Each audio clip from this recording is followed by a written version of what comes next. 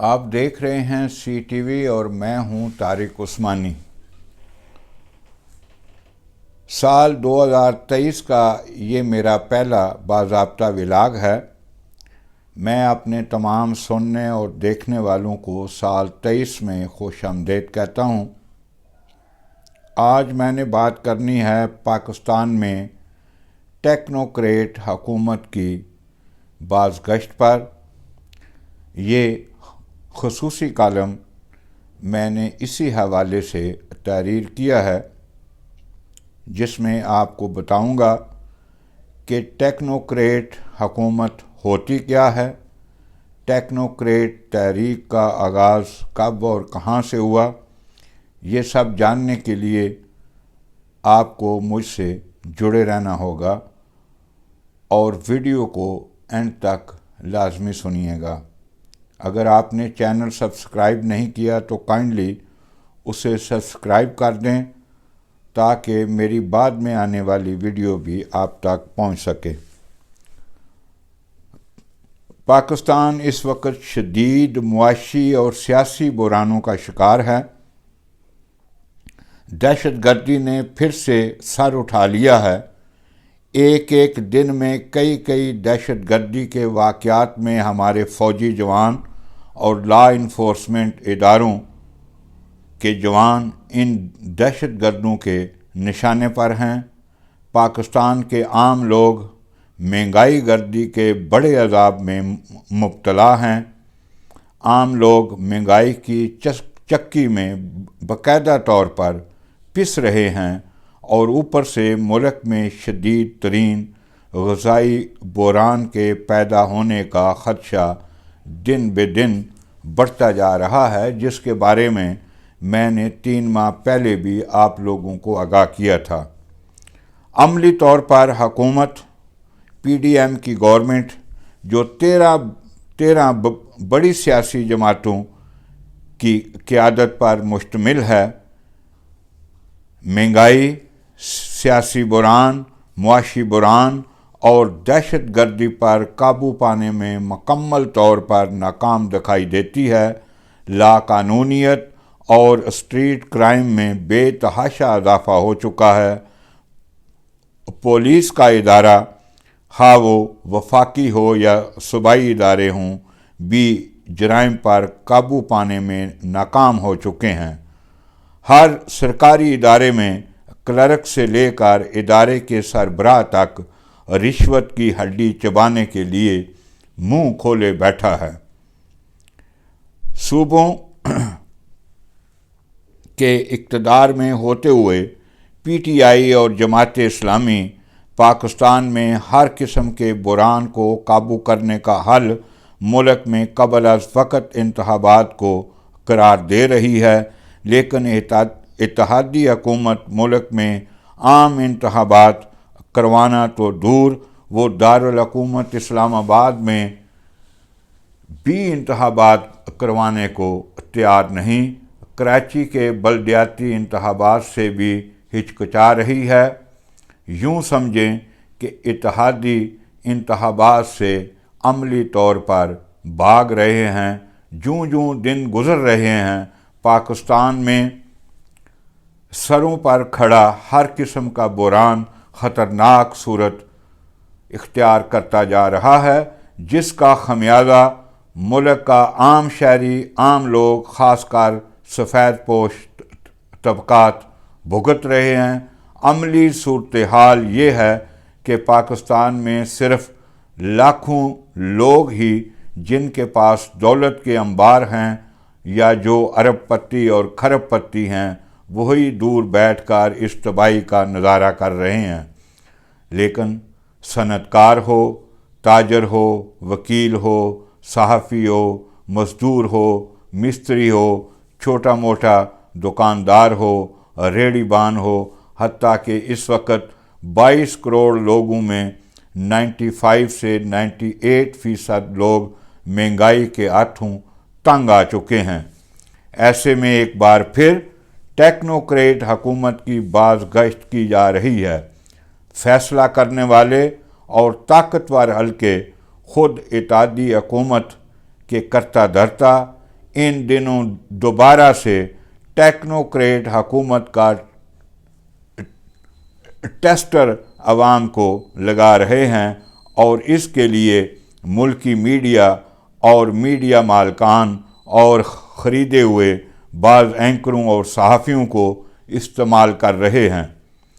مجموعی ملکی میڈیا کے سیٹھوں نے جو ان کے ایک اشارے پر دم ہلاتے بھاگے جاتے ہیں، نہ صرف اپنے اداروں پر باقاعدہ سنسرشپ عائد کر رکھی ہے، بلکہ اس ساری صورتحال پر ایک مجرمانہ خاموشی ساد رکھی ہے، اور یہی لوگ اب ٹیکنوکریٹ حکومت کی راہ ہموار کر رہے ہیں۔ انہی میڈیا رپورٹس کی روشنی میں ٹیکنوکریٹ نظام لانے کی کوششوں کو پی ٹی آئی اور جماعت اسلامی کی قیادت اسے ریجیکٹ کر چکی ہے، لیکن حکومتی اتحاد اور حکومت ٹیکنوکریٹ سیٹ اپ پر ابھی تک خاموش تماشائی کا کردار ادا کر رہی ہے، اور چاہتے ہیں کہ وہ 1 یا 2 سال کے لیے ٹیکنوکریٹ سیٹ اپ بنوا کر ملک میں عام انتخابات کو رکوا سکیں۔ صرف وزیر داخلہ رانا ثناء اللہ نے ایک بیان میں کہا ہے کہ موجودہ حکومت ایسا کوئی اقدام نہیں اٹھا رہی جس سے ٹیکنوکریٹ حکومت ملک پر مسلط کی جائے۔ ہمارے عام لوگوں کو ٹیکنوکریٹ حکومت کے بارے میں علم ہی نہیں ہے کہ ٹیکنوکریٹ حکومت ہوتی کیا ہے۔ دراصل حکومت میں سیاستدانوں کی بجائے ان لوگوں کو رکھا جاتا ہے جو اپنے شعبے کے ماہر گردانے جاتے ہیں۔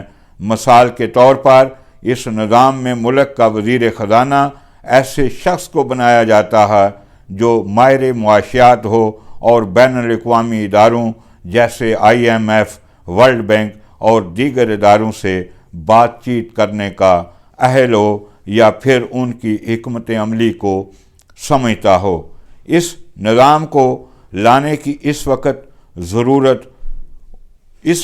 ضرورت پیش آتی ہے جب عوام کا کسی ملک میں پارلیمانی نظام سے بھروسہ اٹھ جائے یا عام انتخابات میں وقت درکار ہو۔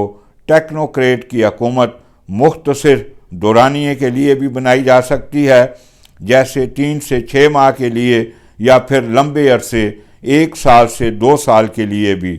ایسی صورتحال میں مختلف شعبوں کے ماہرین پر ٹیکنوکریٹ حکومت بنائی جاتی ہے جو نظام حکومت چلاتی ہے، لیکن پاکستان کا آئین ایسے کسی نظام کو تسلیم نہیں کرتا۔ پاکستان کے آئین میں ٹیکنوکریٹ گورنمنٹ کی کوئی گنجائش نہیں ہے، مگر ہاں اگر مارشل لا یا ایمرجنسی لگا کر آئین شکنی کی جائے تب آپ ملک میں ایسا نظام یعنی کوئی ٹیکنوکریٹ حکومت بنا سکتے ہیں۔ ان دنوں میڈیا کے کچھ حصے کچھ دانشور سابق صدر جنرل ایوب خان کے دور کی مثال دے رہے ہیں، ٹیکنوکریٹ نظام، اور وہ کہتے ہیں کہ ٹیکنوکریٹ نظام پائیدار ترقی ہوگا۔ اس نظام کی حمایت میں راہ ہموار کرتے دکھائی دیتے ہیں۔ ٹیکنوکریٹ سیٹ اپ کے لیے باقاعدہ لابنگ کی جا رہی ہے، لیکن تاریخ پر نظر رکھنے والے حقیقت پسند لوگ اس نظام کو پاکستان اور پاکستانی عوام اور پاکستانی معیشت کے لیے تباہ کن قرار دے رہے ہیں، اور ان کا کہنا ہے کہ ایوب خان کے دور میں معیشت کا ایک بڑا حصہ صرف 22 خاندانوں کے ہاتھوں میں چلا گیا تھا، جس سے پاکستان کا بہت بڑا حصہ معاشی محرومیوں کا شکار ہوا۔ ان حقیقت پسند دانشوروں کے نزدیک پاکستان 22 کروڑ آبادی والا ایک بڑا ملک ہے، اور ایک بڑی آبادی والے ملک کے سیاسی، سماجی اور دیگر مسائل یا معاشی مسائل बंद कमरों में बैठकर हल नहीं किए जा सकते, और जहां लोग पहले ही बेरोजगारी, महंगाई और बड़े बड़े बुरानों के नीचे दबे हुए हों, वहां किसी भी तरह टेक्नोक्रेट सेटअप नहीं लाया जा सकता।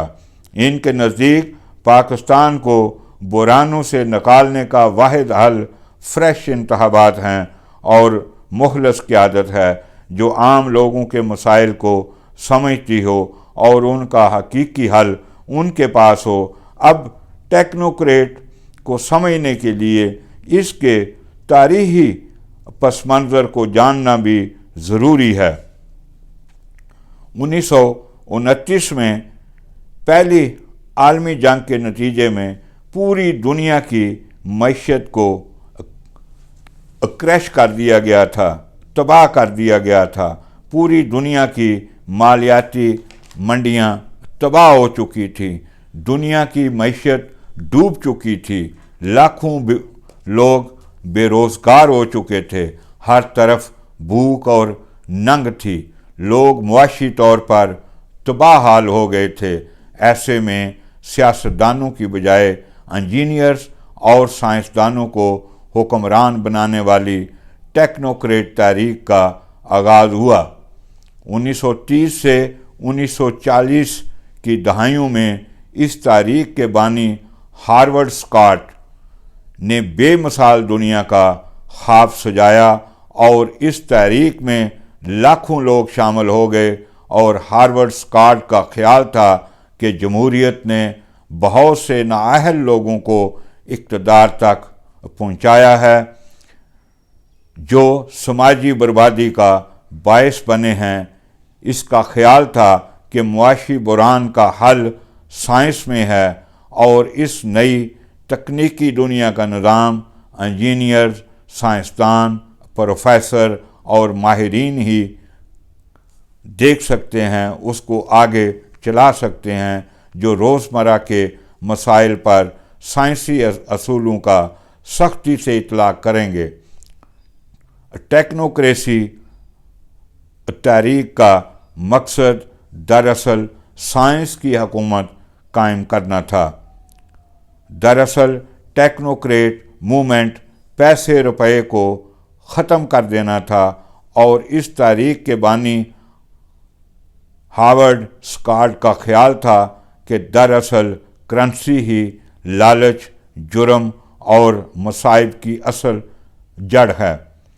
वो करेंसी की जगह एनर्जी सर्टिफिकेट जारी करने के हक़ में था, और उसका ख्याल था कि जब लोगों में पैसा जमा करने की ख्वाहिश ख़त्म हो जाएगी तब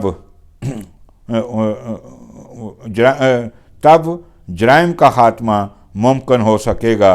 ताहम इस टेक्नोक्रेट मूवमेंट का ज़ोर अमरीकी सदर की नई डील पॉलिसी के समरात सामने आने पर टूट गया था, लेकिन इस तहरीक की बाक़ियात अब भी मौजूद हैं और वो नज़रिया अब भी ज़िंदा है। जैसे अमेज़न जैसी कंपनियां, कैनेडियन टेक्नोक्रेट लीडर के पोते ट्विटर के मालिक का ख्याल है कि मुस्तकबिल में जिस्मानी काम एक ऑप्शन होगा। टेक्नोक्रेट मूवमेंट ने ऐसे सवाल उठाए जो आज भी दुरुस्त हैं, जैसे टेक्नोलॉजी की वजह से मुलाजमत के नुकसान से कैसे निपटा जाए, अदम मुसावात को कैसे ख़त्म किया जाए। आज का व्लॉग काफ़ी लंबा हो गया है। अगर आप टेक्नोक्रेट मूवमेंट का तफसीली तारीख़ी पस मंज़र जानना चाहते हैं तो गूगल पर बहुत सारा मवाद इस हवाले से मौजूद है। हार्वर्ड स्कॉट के इस नज़रिए से आप गूगल से मुस्तफ़ीद हो सकते हैं। अगर व्लॉग आपको पसंद आया है तो इसे दोस्तों को भी शेयर करें, अपनी राय दें और चैनल को सब्सक्राइब कर दें। बहुत शुक्रिया।